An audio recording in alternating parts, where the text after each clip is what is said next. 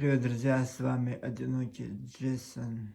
Сегодня мы поговорим о неоднозначной фигуре ингушской политики, можно сказать, чечено-ингушской политики. Он касается и нам, касается ингушан, так как начинал свою бурную деятельность, свою бурную молодость у нас в Грозном, всю свою жизнь прожил там.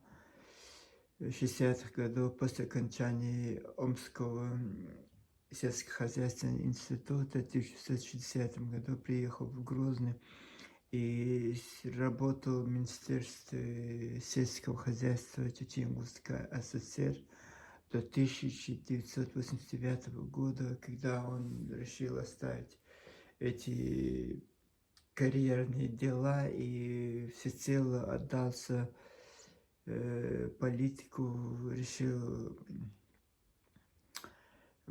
создать Республику Ингушетии и нашел единомышленников. Благо их было немало в Грозном, этих ингушей, которые хотели от нас уйти и создать свою, я не знаю, обетованную Ингушетию.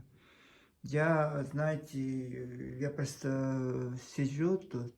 Я вчера снял ролик, потом сегодня я его хочу переснять, потому что как-то это неправильно. Почему вот была Чечено-Ингушетия, мы у себя чеченская область большая, это была же большой регион. Там город Грузия, конечно, туда не входил, но он тоже вот рядом с Грозным, вот это.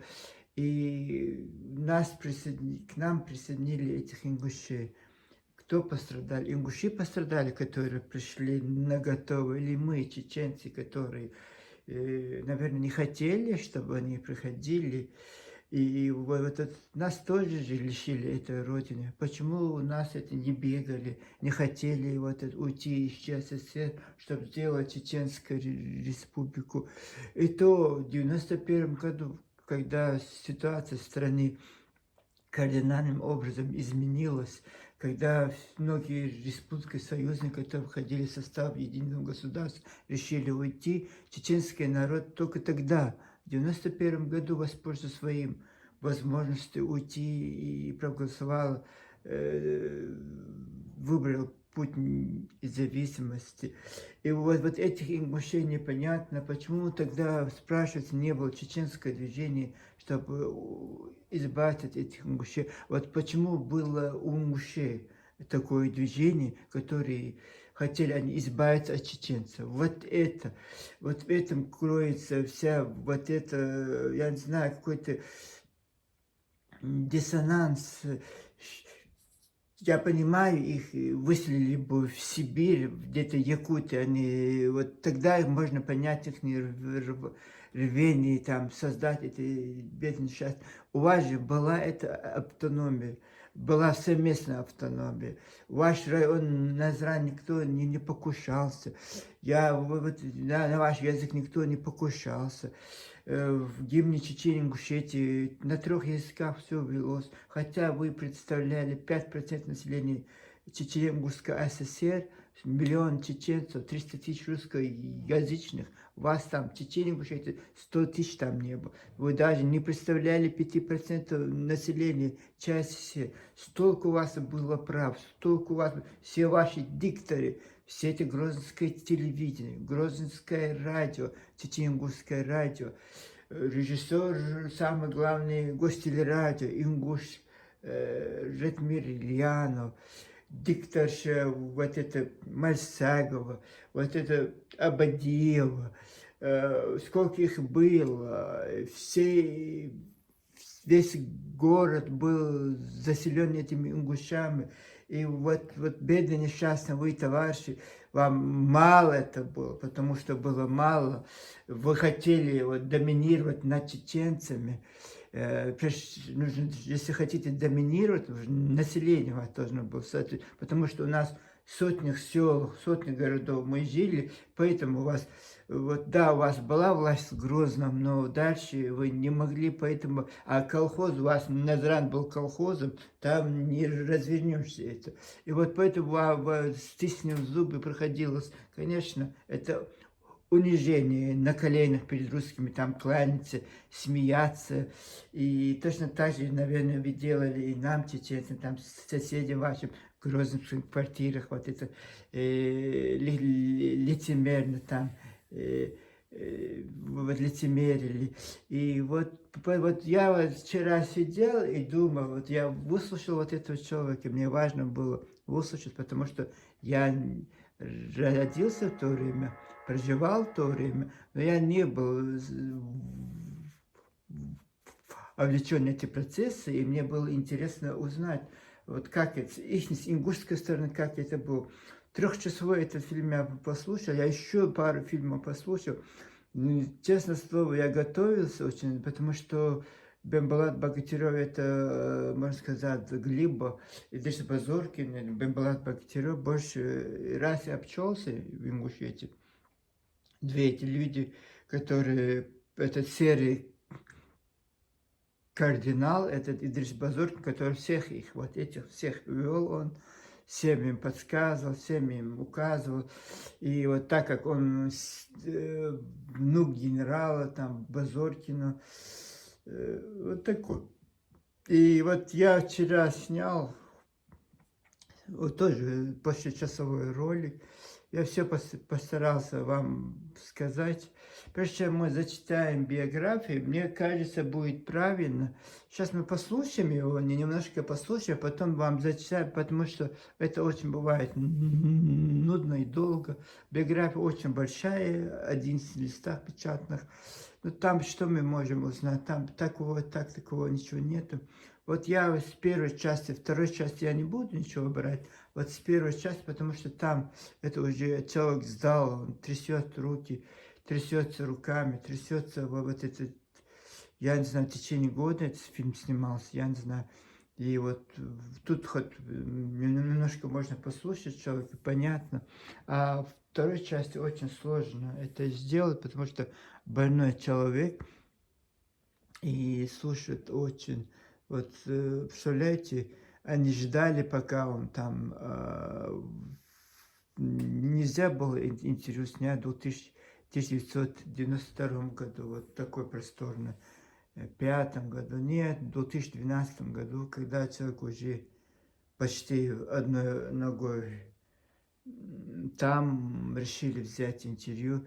И, представляете, меня удивило еще то, что после прошествия стольких времени, человек люто ненавидит Аушева, люто ненавидит Хасбулатова, все беды от чеченцев, русские хорошие, Ельцин самый хороший, убийца, он сам говорит, там в Чечне погибло 250 тысяч человек, и вот это даже понятно, когда в 1992 году создавали Республику Ингушетия, чеченской войны не было, понятно, он там такие теплое чувство испытывал, это Борис Николаевич, отцовское чувство Бориса Николаевича Ельцина.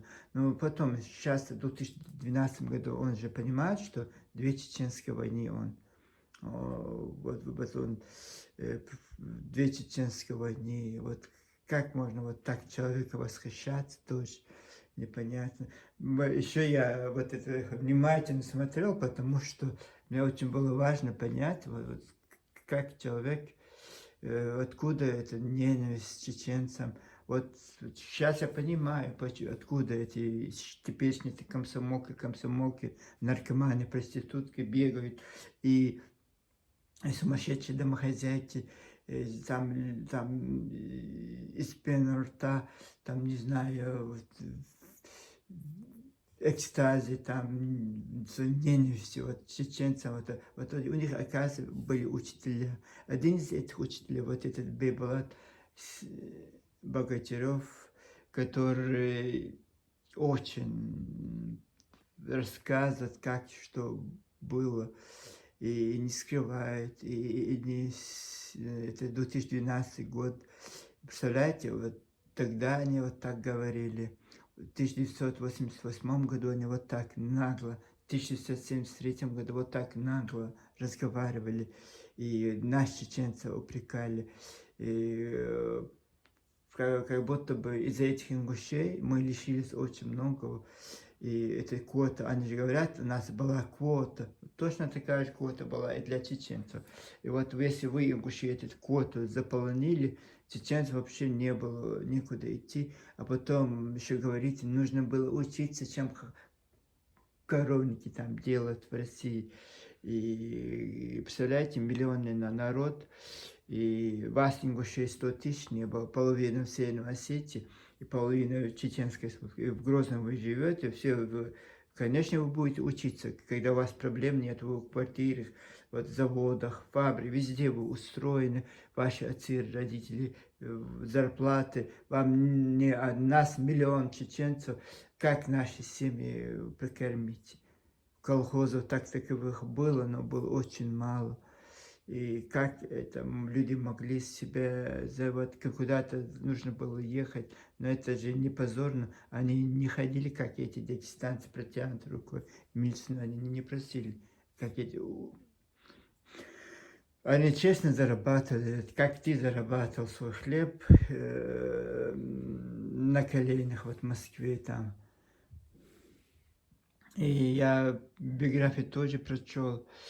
И вот очень интересно, как они воспользовались моментом, когда чеченская власть ослабла, и Джохар Дудаев появился сразу, не отходя от кассы, мы пошли к Ельцину. И мы, это чеченцы плохие, нехорошие, а мы хорошие ингуши. Мы вас очень любим, русских. Вот, любите дальше. Это помогло республике. Там сейчас, знаешь, очень много скота в горах по этому проекту. По-моему, я засчитал кандидатскую диссертацию на эту тему. Там много очень хороших предложений было. Но часть из них осуществлены, часть началась эта перестройка. Ногти решили самостоятельную республику делать, и она застряла на этом уровне. Что я перейдем, вот как раз мы перешли к этому вопросу. Как вы стали заниматься вопросом восстановления государственности Ингушской? В частности, в митинге в 1973 году в Грозном. Да нет митингов, в которых я участвовал. Участвовал, конечно. В митингах во всех участвовал, причем писал это все. Я и Костоев Беслан, сентиментальный. Он умел хорошо писать, и я умел писать. Мы двое писали эти письма, все. Да. Костоев Беслан и я. В ЦК все письма написаны до сих пор. Были написаны именно мною. Вот. Во всех этих митингах мы участвовали, были основными закопёрщиками, выступающими. Вот. И ингуши поддержали. Масштабы, он был огромный. Зимой, в январе, огромная площадь была занята ингушами. Вели себя ингуши отлично, организовали прекрасно. Из Москвы приезжал там секретарь ЦК, приезжал министр внутренних дел. С собой мы с этим я беседовал. Между прочим, они признали, что ингуши во всем правы. Правы. А не прав Гаирбеков, чеченский премьер-министр, который отдал пригородный район Северной Осетии. В моем присутствии он и Щелоков, министр внутренних дел СССР, Мусульмевич, конечно, не согласовался с гусями отдать пригородный район Северной Осетии, кто что он давал готов. Но правильно митингует, правильно говорит. И на митинге решили свернуть. И, между прочим, из Москвы приезжавшие высокое начальство написало Брежневу, что пригородный район надо вернуть, часть Владикавказа надо вернуть, и ингушскую государственность надо восстановить. А сколько людей присутствовало на митинге? Сколько много? Ну, там одновременно, в одно время, по-моему, около 100 тысяч человек присутствовало. 100 тысяч еще и больше. А длился? Трое суток, он длился. Потом мы добровольно разошлись, они нам сказали, что все эти вопросы подняты на митинге будут решены, и вы, пожалуйста, разойдитесь. Мы разошлись. Вот. Вы вроде писали, что этот митинг продлился дольше, и людей же сгоняли вот водой, хотя это был зимний Но это была, знаешь, Азовская, небольшая группа людей, которые под любым предлогом не хотели уйти. Вот нам отдайте район, отдайте республику. Мы только тогда уйдем. Ну, такие условия ставить тогда советской власти было опасно. Не согласились, они сказали, мы решим вопрос, разойтись. Те сказали, не будем расходиться. Ну, тогда бы разбойки заработали. Холодный душ. Разогнали, конечно. Даже разогнали. Правильно ты говоришь. А вот второй съезд ингушского народа. Второй съезд ингушского народа, мы уже поняли, что просто вот митинги, там, разные совещания не помогут. Тут надо подключить весь народ, провести съезд ингушского народа и конкретно поставить условия, на которые мы пойдем, а на которые мы не пойдем. А знаешь, к этому времени мы уже подробно видели, что случилось в Ингушетии. Ингушетия начал терять свою самостоятельность. Вот. Терять свою национальную территорию, культуру. Еще очень было богатый народ. А ведь раньше ингуши считались самым культурным народом, самым выдержанным народом, самым древним народом. А это вы знаете, когда мы поняли Чечню. Да. Ну, знаешь, чеченцы с этим не считались. Чеченцы начали вывешивать лозунги ингуши Назрань, русские Рязань, татар Казань. Мы такое терпеть мы тоже не собирались. Раз так, дорогие чеченцы, и нам с нами не согласовывали, они провели общенациональный чеченский съезд. На этот съезд даже не допустили нас, народных депутатов СССР. Не допустили. Мне сказали, Богатырев, ты должен отказаться, почему-то я должен был отказаться от пригородного района, от Солнечного района. Это чеченский, пригородный чеченский, а служинский чеченский. И подтвердил имя Аушу. Аушу подтвердил. Так я его спросил, вот так сидели, я вот так Султанов. Руслан Султанович, а что за ингушский остается? Больше, кроме Назрановского района, ничего не остается. А что у нас еще-то? Давай, а ну сюда стать, а ну сюда стать. Ночью везли мы. На республике изъять. Я против республики. Я говорю, а кто ты такой? Так вот я разговариваю. Можно спросить, как вас избрали народным депутатом? Народным депутатом. Да. Но пришли ребята, говорят, сказали, выставили свою кандидатуру. Я говорю, а изберут ингуши? Изберут, тебя изберут, выставишься. А вы тогда в должности кого работали? А тоже главный государственный инспектор. Запад. Я говорю, это очень ответственная вещь, народный депутат при нынешней власти. Да, при нынешних условиях он будет иметь реальную власть. И это ответственная должность должна быть. И я сейчас, а как раз очень трудное было для меня семейная жена, только что умерла, ее сына убили в армии, она это не вынесла. Дочь вышла замуж, сына убили в армии. И я один был. Я говорю, ребята, вот так и так, я говорю, давайте кого-то другого. Нет, ты должен быть депутатом, что никаких другого. Вот этот народный совет Ингушетии, который мы избрали на это на съезде, втором съезде, 9-10, ну там они меня и толкнули. Они меня обязали выставить свою кандидатуру. Они что, там многие были желающие. Ой, как было много желающих, боже как. Вызвали меня в обком партии первый секретарь Завгаев. Именно чеченцы меня, но ингуши-то, я знал, что за меня проголосуют. Я абсолютно был в этом уверен. Но не хотели чеченцы, не хотели кабардинцы, не хотели осетины особо не хотели. Вот. Руководство. Руководство. Я говорю, ты почему против меня? А ты занимаешь должность хорошую, ты здесь нам нужен больше, чем там, туда-сюда. Но я говорю, это же не ваша забота, это забота ингушского народа. Вот я хочу, чтобы вы сняли свою кандидатуру с этого марафона, как он выразился, депутатского. Я говорю, я его не сниму. Но в день голосования, там, конечно, мы были на чеку, проголосовали. 89% за меня, нас было 8 человек. По 1% получили другие.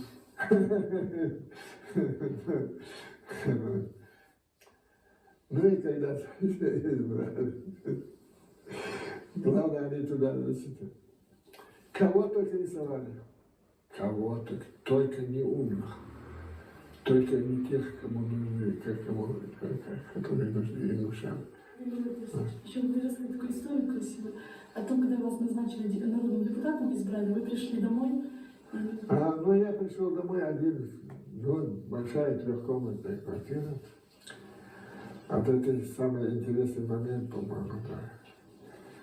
Пришел я домой, значит, да, квартира огромная. Думаю, это доверие целого народа, это большое достижение, в конце концов. Доверил народ. Избрал меня депутатом, думаю, что же делать теперь. Прикинул к себе булку хлеба и сказал, пойди, мол, когда я ногти футрель. И футрель. Я республики Харалдасов, я республики Яйцов. Ты знаешь, что не ради славы, почета, денег я это делаю, ради чести и Господу, помоги мне, говорит, здорово просил. На второй день я проснулся, оделся, пошел. И с тех пор каждый шаг направлен на после этой республики, она увенчалась успехом. Если Вы слышали, да? Мы знали одну версию, где он в 2013 году, когда к нему в гости пришли Михаил Ингушский, и там он сказал, что я помолился Богу, чтобы назло чеченцам, назло и осетинам создать Республику Ингушетию. Только что мы слышали вторую версию, а еще для вас у меня третья версия. Когда он с Борисом Николаевичем Ельциным коньяк поднял, поднял назло чеченцам, осетинам, а он, говорят, выпил коньяк с Ельциным. Вы знаете, да, Ельцин любил пить. Вот третья еще существует, чтобы вы знали, третья версия вот это назло чеченцам, назло осетинам. Создали эту республику Ингушетии. Но это он сам говорит, мы не придумываем, не сидим. Я, конечно, хотел бы вам зачитать биографию, но там смысла нет, когда он родился. Сейчас он в 2019 году умер. И до своей кончины вот он сидел, и вот этот ненависть к чеченцам, ненависть своей власти, всех не любил, кроме себя. Это чисто ингушское народное ремесло, любить себя, любимых, а всех других ненавидеть. Все виноваты в их проблемах. Не потому, что Республика Ингушетия не могла состояться, потому что малочисленный народ. Когда их депортировали, их было 60 тысяч, по-моему, 69 тысяч или 60 тысяч. 400 тысяч чеченцев было. 4-5 раз больше чеченцев. Вот, и вот это, представляете, и сейчас, и вот почему в Дагестане проживает лезгины больше, чем население, больше, чем эти ингуши? Почему у них это нет, почему они не скачут там на полях? Знаете, потому что мы, чеченцы, были очень порядочными людьми, мы, чеченцы, все им позволяли. Когда люди позволяют, вот мы им позволяли. Вот свое место показать, свое место. Да, сейчас как они своими чеченцами, которые проживают у них, уничтожили, они же присоединили чеченские земли себе с местным населением. У нас в Чеченской Республике проживает максимум 800 ингушей, а у них десятки тысяч. десятками тысяч. Официально почему-то они пишут 12 тысяч. Если собрать на население Малгобека или Далкирюрта, там очень много чеченцев. И вот просто, наверное, тейпы, вот чеченские тейпы, это если это Арстхо это не чеченцы, хотя по-чеченски они могут разговаривать. Вот так у них это. Скорее всего, вот так промухлевано. И вот где-то там говорят 12 тысяч, но 20% населения Ингушетии это чеченцы. Это доказанный факт. Где-то в селах, у нас есть села, которые 99% населения чеченцы, там 60%. И вот человек сидит, хорошо, чтобы не видеть его дрожащие руки. Я специально убрал их, чтобы не нервировать некоторых бедных. Сейчас вот человек вместо того, чтобы прийти в себя, вместо того, чтобы вот нас отпустить это все. Все же, республику, вот это тоже интересно мне наблюдение после просмотра вот этого видео. Хорошо, как будто бы он в 2012 году, это через 20 лет он разговаривает, как будто бы он, это 1992 год, вот как будто бы вот так. И вот уже нужно отпустить эту ситуацию, нужно уже, знаете, уж состоялась эта республика, хорошо, что вы есть, и вот дальше идти, процветать, вот нам, вот Чеченцы, Ингушетии, вы назло чеченцам все это гадости творили. Это теперь, и вот сейчас он сам не зная, открывает некоторые завесы, вот как они за спиной чеченцев, вот готовы были нас, если можно было продать, они мне нас продали бы, чтобы создать эту республику Ингушетии. Вот такие люди, вот такие безрасовые личности. И, наверное, Бог, Он есть, Он рассудит нас, кто прав, кто не прав, кто вот это сейчас втянули нас вот эти их разборки, хотя мы в Чечне, Ингушетии старались с ними не спорить, оставляли их, скорее всего, была ошибка, надо было нескольким разом по морде подать, там, и с должности стащить и депортировать свой любимый Азеран. Пусть там кричат, пусть вот эти в Грозном находились, в Чечне, и вот там они протестовали. Азеране почему-то митинги мы не устраивали. И в Владикавказе тоже считают Владикавказ своей столицей. А почему вы там не устраиваете митинги? Вот порядочным чеченцам, вот, скорее всего, вы сами пришли сперва там, вы же не в курсе были, что в 1944 году вас Сталин вместе с чеченцами выследит и других народов. У вас сперва вы сделали себе пригородный район с Орджоникидзе, с Кировым, и 2000, у вас получилось это, а потом все это вы это ваше, думали, что это ваше, осетинцы не посмеют вас отобрать это все. И вы прошли к нам, чуть вот у нас столбанить вот этот Сунерский район, все вот этот Малгобек, вот этот Грозный еще хотели прибрать своим рукам. Ну, не учли одно обстоятельство, что Сталин просто вами пользовался как туалетной бумагой. Вот нужны вы были, он вас использовал. Вот не нужно было, вас депортировал.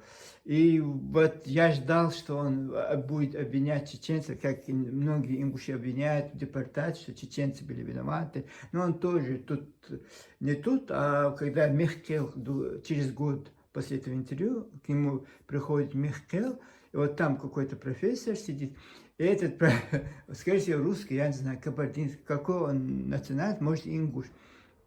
И он говорит, не только у чеченцев были эти абрики. Вот мое удивление, вот там сидят эти ингуши, он говорит, назвал имя ингушского абрика, который тоже же против советской власти. А вот в фильме Ратмира Ильянова про диверсантов в горах Чечни об этом не рассказывается.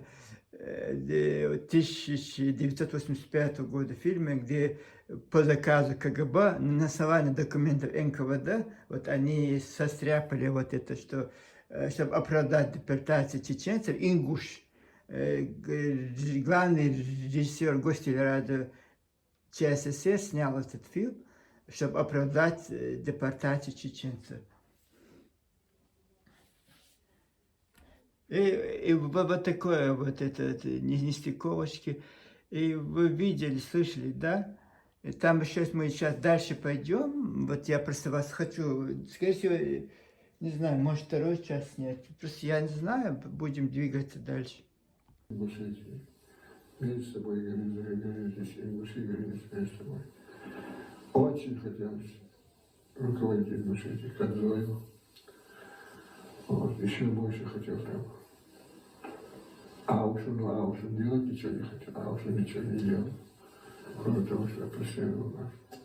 Вы рассказывали, когда вы подходили очередной раз этим законом, президент тогда страны, вам говорили, что вот у меня СТО много, сейчас большие проблемы, маленькая ингушская проблема.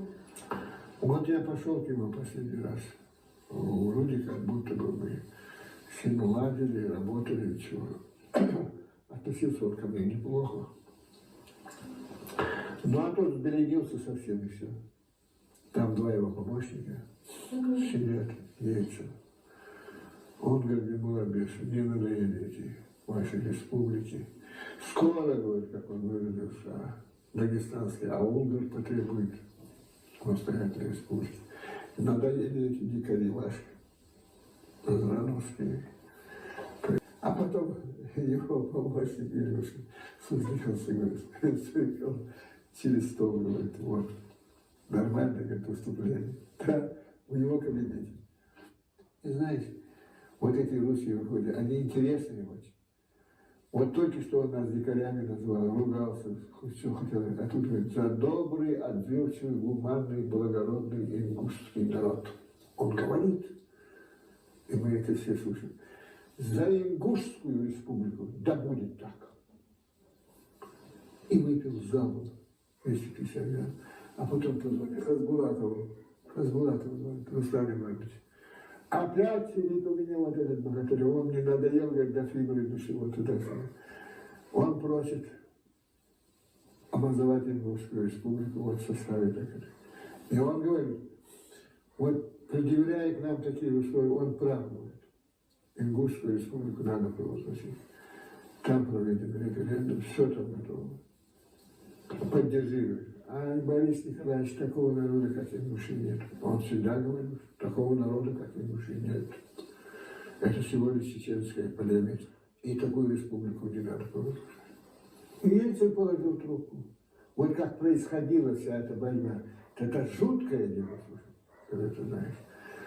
Потом, значит, он положил трубку. Вот как быть теперь? Как быть теперь Германом Бешевичем? Я говорю, из Восточной Германии, что в Россию перебрасываете 28 дивизий нашей армии.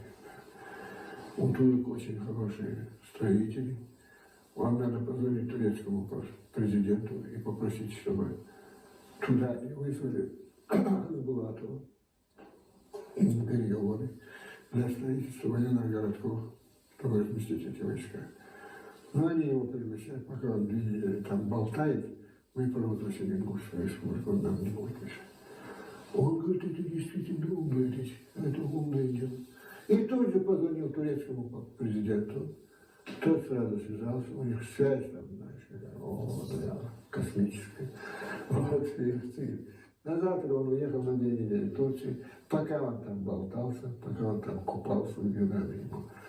Мы провозгласили Ингушскую республику. Когда он приехал, он был бледный, как полотно. Все 3-летние его старания лопнули, Ингушская республика. И он меня вызывает себе. Я говорю, передайте Руслану Булатовичу, Ивановичу, что он мне не говорит. А депутат имеет такое право, если он не хочет разговаривать с кем-то, он имеет право это сказать. Такие права есть у нас. Скажите мне, что не желаю с ним разговаривать. Все. Потом он меня в коридоре поймал, да как туда, что я, Руслан Иванович. Ингушская республика – это свершившийся исторический факт. И никогда больше Чечня не присоединится, уверяю тебя. Никогда больше Ингушская республика в Чечне не присоединится.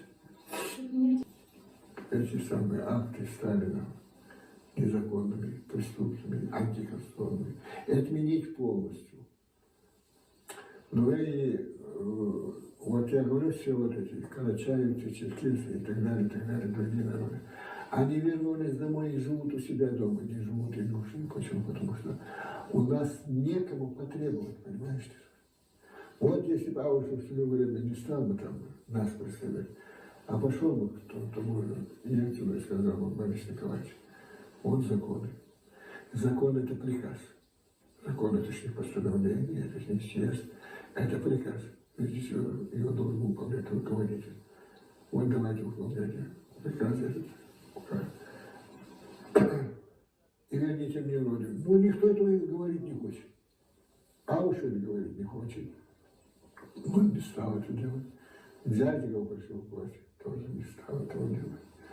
Дядьков, наоборот, Асинский отдал чеченцам. Вот. Пришел Евкуров, он сегодня пришел к власти, на завтра пришел сюда. Вот здесь он сидел, я тут, он тут сидел. Долго разговаривали, уходя в свою хамичную суд. Хотел бы быть я на твоем месте. Евкуров не говорит. Я говорю, на моем месте ты не будешь, мне от тебя ничего не надо. Я тебя прошу сказать, что тебе надо от меня. Я говорю, ничего не надо. Тогда я говорю, ну тогда скажи, вообще что-нибудь надо. Я говорю, надо. А что надо? Вот хозяйка стоит вот там, где он стоит. Его родной брат, он там стоит. Вот я здесь сижу, он здесь. Я говорю, надо. Что надо? Чтобы ты не отдавал ни одной сотки ингушской земли чеченцам. Вот что мне надо. Вот что тебе надо. Ты даешь мне слово? Даю. Не дашь мне? Хорошо, пожали руку и разошлись. Через неделю. Вот этот гусь, извини за выражение, выступает и говорит: пригородный район, часть Волгобекского района, часть города Владикавказа является неотъемлемой частью Северной Осетии. Я поднимаю трубку, звоню, он мне дал телефонный, домашний, что-то. Друзья мечтают. Я говорю, невкусно. Я говорю, как ты можешь видел? Не то, что ты или я, или кто там другой. Мы не имеем права. Мы не имеем права даже трогать одну сотку ингушской земли без согласия великого ингушского народа. Такой закон тебе. Ни ты, ни я, никто не имеет права. Как же ты даешь такие индульгенции осетинским руководителям и русским руководителям, когда они не имеют на то права? Это наша земля. Тем более в законе о реабилитации в соответствии с волей и изъявлением ингушского народа земля оторвана, у него должны быть возвращены ингушам. Это закон, ты что ты тут написал? Почему ты не потребовал? А молчит. Я говорю, почему ты молчишь? Сопляк ты больше никто. Я тебе в отцы говорю, и ты мне поклялся на коляне чуть ли. А что ты делаешь? Бессовестный. И больше не ходи сюда. И что ты думаешь, совсем недавно не является? Прислал своего брата, можно ли приехать? Ну а что скажешь, нельзя что ли? Хвала, идите. Ну, пожалуйста, приезжай. Харин. Вот там маленький коптерка, ты была там, вот там мы сидели с ним. Долго разговаривали. Я говорю, как же ты мог вот так поступить? Да вот я туда-сюда. А я потом потребовал, я говорю, ничего ты не потребовал. Я сейчас даю слово, что это ингушская земля, и что ее надо вернуть. Я говорю, потребую. Я говорю, ты ничего не сделаешь. Ты явный враг ингушского народа, купленный осетинами, купленный русскими. Ничего ты не сделаешь. Ты лучше уходи с этого. Я не мог тебя не запустить, потому что я ингуш. Но здесь твое появление нежелательно. Я тебя прошу. А то что ж могут подумать мои друзья обо мне, о наших с тобой взаимоотношениях. Они могут подумать, что я предатель ингушского народа, запросто решить может. Но вы слышали прямую речь этого революционера Пламенного. Я просто там очень много выступлений про чеченцев. У вас может сложиться впечатление, что вот он только говорит о осетинах и русских, о чеченцах не говорит. Это не так. Он очень много прошел. Там еще есть вторая часть, 1,5 часа. Очень много разошелся про чеченцах.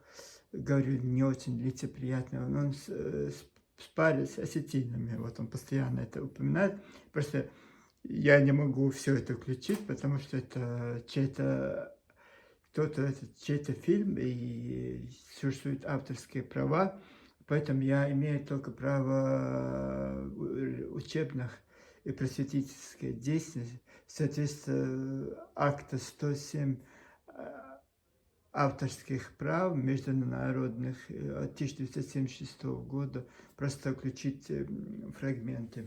Я это сделал. Для учебной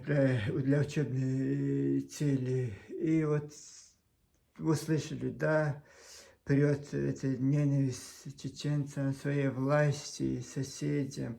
Ну, вот такой человек, какой-то великий человек еще. Самое интересное, почему он стал главой Ингушетии. В его автобиографии это чуть-чуть подчеркнуто. И вот как воспользоваться этим ингуши, слабостью чеченской власти в 1991 году и прихода Захара Дудаева. У нас тоже были проблемы с властью Завгаева, там была вот Чечено-Ингушская республика, потом Джохар Дудаев пришел, генерал. Но это сейчас наша история, хорошая, плохая. И ну, вот точно так же, как часть истории эти ингуши, которые с нами прожили 70 лет в одном совместном доме, почему-то получалось, их набили, нас не набили, нас не лишили этой родины, хотя лучше, красивее было бы Чеченская ССР. Красиво звучит, конечно, красиво звучит. А почему там должна была быть эта приставка ингушская ССР, ингушская, тоже непонятно. Если у нас была бы Чечена, сколько мы потеряли. Вы все ингуши бегаете, плачете, бедные, несчастные, что вы потеряли. Вот у нас троекратном, 10-кратном ущерб от вашего присутствия в нашей республике. И кто об этом будет говорить? Конечно, все стараются толерантность сохранять, а вот эти ингуши, вас, товарищи чеченцы, посылали тогда и посылают и сейчас. А вы сидите, ушами хлопаете и делаете вид, что ничего не происходит. Происходит. Это, знаете, это только одно интервью. Сколько этих интервью, сколько этих видео. И просто мы проснулись. Просто многие, даже никто не хочет об этом говорить. Как в Чечено-Ингушской ССР, когда они наглели, борзели, и с катушек слезли, никто их не приструнил, никто их не показал свое место. Хорошо, вот такие, давай Назрань обратно, чемодан, вокзал, Назрань, в крайнем случае, Владикавказ, это ваш. Тут Грозно вы никакого отношения не имеете. Вы в гостях у нас. Вот ни один чеченец об этом не сказал и до сих пор и не хочет им. Это потому что боимся обидеть этих несчастных. А эти, когда никто тебе ничего не говорят, все тебя дозволено, конечно. Вот то, что они делают, это вообще уму не... Вот это было бы основанием на все оставшие века с ними не говорить и не разговаривать. Да, вы скажете, это не весь ингушский народ, есть хорошие ингуши, есть плохие ингуши. И мы должны разбираться в этих тенистых, этих течениях, путях, этих ингушских вот этих дебрах, джунглях. Это не наша работа, это ваша работа, ваши ингуши. У вас есть мягкие совет старейшин, правоохранительные органы, где могут кого-то приструнить, какой-то, тем более в России есть фейк, вот, уголовное преследование, все это, вот, разжигание национальной ненависти, создание фейков. Это все же есть. Почему законы нельзя применить вот эти пару дней? Вот эти экстремистам, которые у вас там, вот, тогда эти были, они же национальные экстремисты, вот это чеченцы, они развели национальный сепаратизм, представляете? Своей же совместная республика, и воспользовались тем, что у них там, как сейчас это было с Ельцином, они сидели, коньяк пили вместе, и вот, зная, что Ельцин против Дудаева, вот это, скорее всего, это война, я уверен, что вот они сказали, дали добро эти ингуши, и вот только тогда Ельцин полез, но Ельцин, эти ингуши, господа, которые вместе коньяк пили в кремлевских кабинетах, на Лубянке не учли одно, что жители Чечни, Ингушетии, бывшие, это не те, которые республика Ингушетия. Конечно, они многие там родились, и это восприняли не так, и да, была там вот эта небольшая поддержка, но так таково, если они не смогли, как они могли помочь нам, вот они говорят, мы вам помогли, мы вас приютили, всех чеченцев, все мы сделали. И почему у вас это, когда вам нужен был товарищ Ингушетии в 1992 году, у вас этого не было? Почему не могли защитить своих ингушских женщин, матерей? Вот это вопрос. А вместо этого вы с русскими войсками пришли захватывать, ваши трупы на Назране лежат, еще не опознаны. А вы с русскими войсками им показывали места, где что захватывать. Это значит, знаете, это же и было. Это значит, вы провокаторы. И вот это в Кремле вот все договорились. И Вторая Чеченская война началась бы не в 1994 году, и в 1992 году, благодаря вам, товарищ Ингуши. А вы потом этот человек, он очень много сказал, его обидел, что почему Сильноводск не спустили ингушей, а почему их должно было именно Сильноводск пускать, если вы мирный Азрань, хорошо, в Джерах у вас есть, Назранский район, город Назран у вас есть, в крайнем случае Малгобек у вас есть, в крайнем случае все у вас это есть, почему мы должны были пустить чеченцев в Сильноводск? Это и ваш ингуш их не пустил. Курортную зону нужно, ингушу свою оставляете, селяетесь в этом Сунжинском районе, чеченском, и только город говорит, а почему вы не селялись в своем Ингушетии? Вот этот Пседах, район Ачалук, Пседах, вот, очень много земли там, очень много пустых мест, лагеря можно было сделать. Нет, только на чеченских территориях. И вот это такая тонкая грань между правдой и ложью. И вот они-то, да, они знают, чем они заняты. Вот у них это всегда получается. В 1860 году они захватили мало Чечню с русскими после Кавказской войны, проигрыша чеченцев в Кавказской войне, имам Шамилем. Вот они все сделали, потом приютили этого Орджоникидзе, а потом захватили Осетии, вот эти земли, потом, это у них получилось. Потом пришли к нам в Чечню, чтобы прибрать чеченскую, и тоже получилось. Малгобек, Сунжинский район, чеченское прихватили с собой. И вот сейчас они же другие вот требования, Бамут, Асинок, Сильноводск, Ачхамартан, все вот у них есть требования. Знаете, вот это вот так это. Сперва у них требования появляются, а потом у них вот это, и любое ослабление Чечни, любое Чечня, вот это, они придут, это захватят, как они пришли в Северной Осетии, у осетин захватывают этот пригородный район, точно так же придут и к нам. И вот эта дружба, это невыгодно нам, товарищи чеченцы, это выгодно этим ингушам. Вот они выгодополучатели этой вековой дружбы, как бы в кавычках. Когда им это не нужно, они эти чеченцы, эти. А этот человек сколько там обидных слов сказал, я не все сюда выставил. И вот не знаю я, кто виноват, кто прав, очень сложно разбираться. Но я понимаю, что я ни при чем. Ваши хотелки, ваши слишком большие аппетиты у вас, товарищи ингуши. У вас микроскопом нужно пора заносить красную книжку, если не было бы чеченцы, у вас пора заносить эту красную книжку. И вот вы везде. Везде. Вам и не стыдно это говорить официально. Вот, что-то в Чечне, что-то кто-то там телевизор, кто-то там что-то там сказал. Все. А вот это вы чеченцы, вот это говорили, поэтому мы вот так с вами вот это. А то, что ваши сидят днем и ночью, это ничего. Вот мне это нравится, вот эта реакция, вот эта война Хдок, которая тоже ингуши под прикрытием, которые многих таких наивных, глупых чеченцев хотят обмануть. Они же за войнахскую дружбу, и войне их долго этот сайт.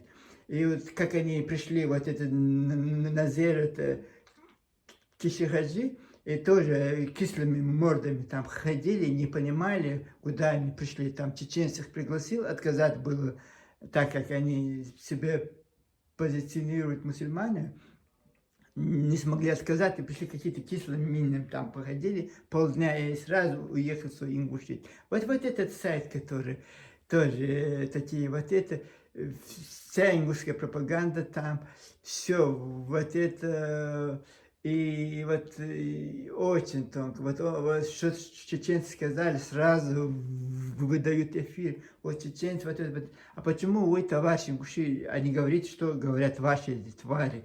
Наркоманы, и, я не знаю, это политические, это проститутки. Вот это мы, сумасшедшие домохозяйки, комсомолцы, комсомолки. Вот это вы не хотите. Их вас не один человек, не два, не 10, не 15, с должностями, все вот это.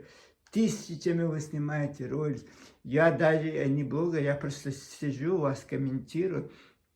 И то, сейчас будет у вас основание. До нас был только один филолог из Грозненского университета, Азамат Дишин, 2011 года, 2010 года, он с вами, вот этим Абадиевым, вот этими Нурди Казоевым, он молодой пацан. Один человек был против вас, этих сумасшедших. И вот он, вот как вы на него накинули. Потом появился Башлам. Потом я-то и не блогер, и просто писатель, просто в свое свободное время я что-то там высказываю. Это не последняя инстанция. И я не обязан искать вас хорошее. Если вы, нас, чеченцев, этого не ищете, я тоже не обязан. Вот я столько этих мразей, этих тварей видел ваших, и писателей еще такие. Мне интересно, вот наивных, вот как наивных дурщик нас считают, вот такие тонкие ингушские, вот это, не знаю, тонкие вот ингушские вот эти, скорее всего, вот так они делали с Чеченской Ингушетии, нас обманывали, а сейчас думают, пройдет этих лохотрон. А лохотрон не пройдет, товарищ. Вы себе раскрыли все ваши действия на лицо, так что не обижайтесь и не, знаете, значит, мы не виноваты в всех ваших страданий. Вот это говорит, у нас только Назранская. Кто виноват, что у вас Назранский район? Где ваши отцы были? Где ваши дедушки, бабушки? Они же спали, они же не воевали, они же за эти земли. Почему Чечня огромная? Потому что 400-500 лет мы воюем, отбираем, у нас отбирают, потом мы их обратно отбираем. Поэтому мы Кабарда точно так же сохранились адыгские народы. Даже если осетины не сохранились, потому что вы просто, у вас был договорняк с царем, с царской властью, советской властью, сейчас российской властью. Вам кажется, вот как этот сидит в кабинетах Ельцина и говорит, что чеченцы плохие, мы ингуши хорошие. На основании вот этого у вас все появится, так не появляется. Вот что у вас есть, то есть. Все уже, все, базар конец. Почему у вас должно быть больше, чем у других? Вот это я не пойму. В радость вы благодаря нас, чеченцы, стали людьми. Благодаря нас, чеченцев, вы, кто-то вас знает. Это все от нас. Это наши отцы, деды, вот это достоинство от нас вам досталось, честь досталась от нас вам. И вот я не знаю, чего вам не хватает. Обида берет, конечно. злиться на кого? Вот старые, сумасшедшие, полуживые эти люди. И вот как это? Вот я это скажу, плохие чеченцы. А прислушиваются своим, что вы, вот это мне нравится. Начинают вот все обсуждать, что говорят чеченцы. Чеченцы ничего не говорят, и пару человек что-то скажет, о, этот Башлам Чама, вот эта история, как он аккуратно к вам, ничего не говорит, и то вы вот все вот накидываете, потому что из пальцев должен высосать того, что нет. А мне не надо просто, вот мне кажется, вот так надо вас ставить. Вот, слушай, вот если я вчерашний ролик снял, потому что я без этого видео, я все это сказал, пересказал, а вы бы потом из меня сделали бы идиота, а что ты там, он же умер, он же старый, больной, почему ты так нехорошо относишься к нам, Ингуша? Вот слушайте, как он относится, вот какой привет, такой ответ, товарищ. Он нравится вам, это мне не нравится. Мне тоже очень многие вещи не нравятся. Поэтому нужно же стремиться к чему-то светлому. Нужно забыть это прошлое.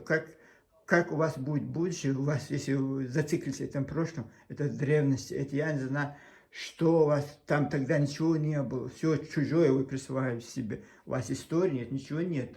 И как к вам относиться? Что я должен верить вам на слово? Вот он сидит и врет, вот что он только там не придумает. Вот так это, вот так это. У вас хорошие, достойные учителя, учите дальше. Но, пожалуйста, оставьте нас в покое, не лезьте к нам, не присваивайте наши достояния, и не пытайтесь нас рассорить с кем-то. И, вы знаете, питнем щук, поэтбоч, цахелчевмадачи. Я не знаю, и на чеченском, на ингушском, на каком языке, на украинском я могу, и на английском могу, на deutsch. На каком языке с вами говорить, я не знаю. Эх, я цадишен, Джима, да, солнца, войнах, в какие войны? Вот когда вам выгодно, вот вы в войне, когда вам выгодно, вот вы братья эти чеченцы, выгоды ищете. И всегда у вас получалось, сейчас, скорее всего, в наше время ваши попытки тщетны, потому что век технологий, не только это пользу вам, это мы тоже можем, вот благодаря таким видео, понятно, кто вы такие. Пока-пока, с вами был Одинокий Джейсон. Скорее всего, будет вторая часть, потому что биографии тут стоит очень много интересного. Вот у нас еще предстоят преследования, почему он не любит этого Аушева, как он украл эти 18 миллионов с Азранского банка, 92 год. Вот очень много вещей, которые не вошли в вот это видео, я второй части вам сниму. Пока-пока, с вами был Одинокий Джейсон, мира, добра всем вам.